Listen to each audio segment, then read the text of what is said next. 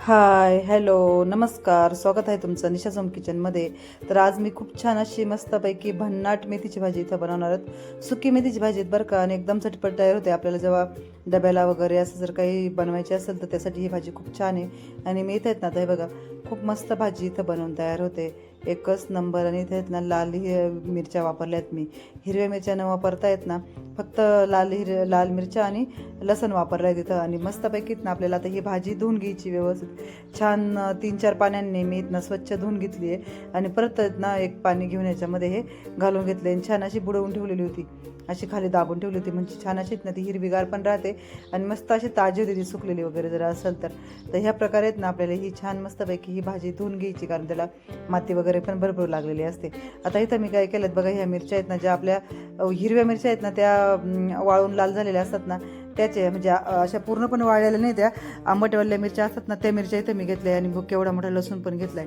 आणि इथे आहेत ना कढईमध्ये आहेत ना तेल घातलंय, एकदम आपल्या क्वांटिटीनुसार घातलंय मी. आणि त्याच्यामध्ये आहेत ना जिरं आणि मोहरी आपल्याला तडतडून घ्यायची व्यवस्थित.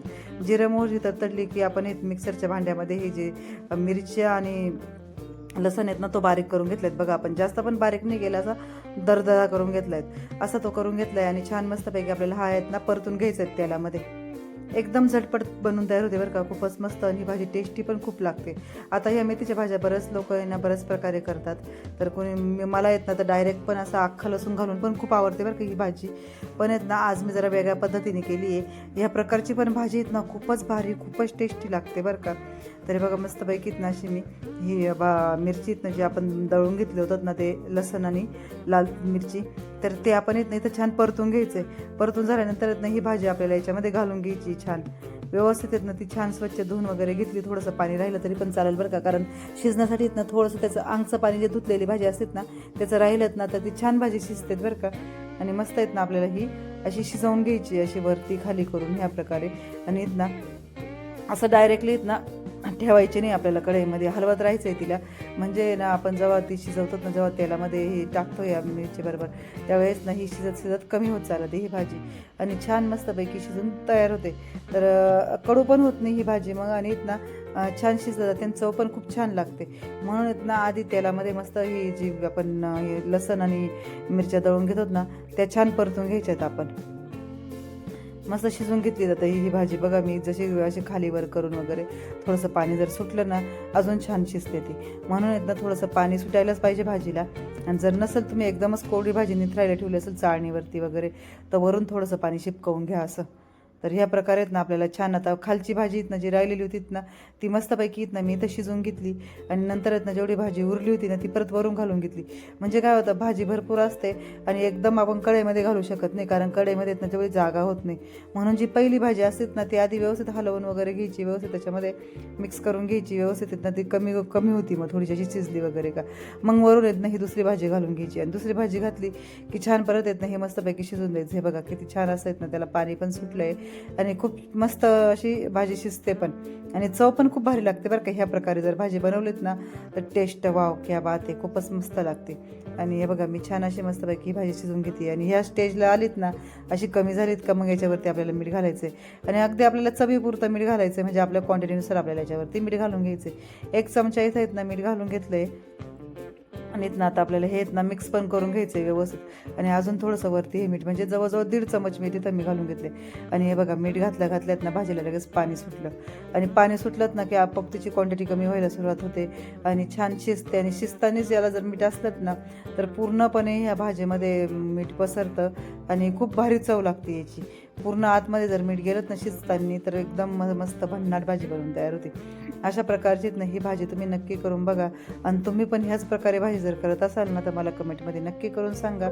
आणि ना अजून जर तुम्ही माझं चॅनल सबस्क्राईब केलं असेल तर नक्की सबस्क्राईब करा आणि मला सपोर्ट पण करा. आणि जर तुम्हाला ही रेसिपी थोडी जरी आवडली असेल ना तर तुमच्या मित्र परिजनांना, माता बंधू भगिनींना शेअर करायला विसरू नका. तर हे बघा किती छान मस्तपैकी आपल्याला ही भाजी बनवून तयार झालेली आहे.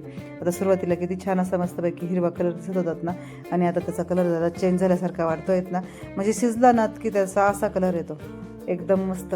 खूपच छान भन्नाट भाजी इथे ना बनवून तयार होते. वाव, एकच नंबर.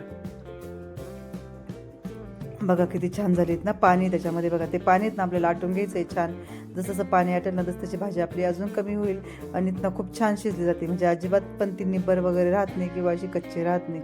म्हणून भाजी व्यवस्थितच शिजून घ्यायची. जर तुम्हाला असं वाटलं की भाजी अजून कच्ची वाटते तर थोडंसं पाणी घातलं तरी पण चालतं बरं का, कारण खूप मस्त भन्नाट चव लागते आणि छान शिजते. पोट वगैरे दुखत नाही म्हणून भाजी व्यवस्थित शिजून घ्यायची आहे छान.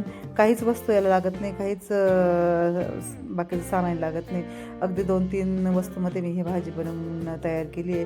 ही तुम्ही बाजरीच्या भाकरीबरोबर खा, गव्हाच्या चपातीबरोबर खा किंवा आपण डाळ भात बनवतो त्यावेळेस तोंडी लावण्यासाठी आपल्याला सुकी भाजी पाहिजे असते, त्यावेळेस ही भाजी खा तरी पण चालतं आहे बरं का. तर खूपच भन्नाट चव लागते. बघा आता जे पाणी राहिलं होतं ना ते पाणी मी पूर्ण आटून घेतलं बघा. आणि बघा ही आपली मेथीची भाजी नाही तर बनवून तयार आहे. बघा किती छान आणि किती टेस्टी आणि एकदम अशी किती भारी दिसतेत बघा. खूपच अशी झणझणीत पण झालेली आहे, टेस्टी पण झालेली आहे आणि एकच नंबर. वाव क्या बात आहे. नक्की करून बघा आणि ना कशी झाली आहेत ना मला कमेंटमध्ये नक्की सांगायला विसरू नका. बघू शकता किती भारी टेस्टी आणि एकदम अशी गरम गरम भाजी बनवून तयार आहे. आता असं वाटतंच नाही याच्याबरोबर की बाजरीची भाकरीची कमी आहे की नाही.